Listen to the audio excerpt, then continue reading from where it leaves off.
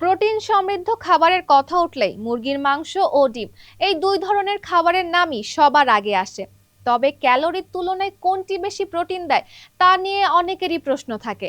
যুক্তরাষ্ট্রের ইউএসডিও food data সেন্ট্রালের তথ্য অনুযায়ী 100 গ্রাম রান্না করা চামড়াবিহীন মুরগির বুকের মাংসে রয়েছে 31 গ্রাম প্রোটিন।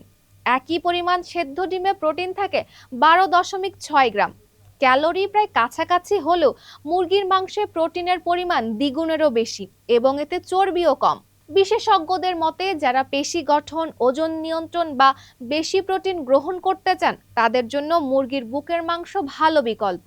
অন্যদিকে ডিমে রয়েছে কোলিন, ভিটামিন এ, ডি, ই, বি12, লুটেইনের মতো গুরুত্বপূর্ণ পুষ্টি উপাদান যা মস্তিষ্ক ও চোখের স্বাস্থ্যের জন্য উপকারী।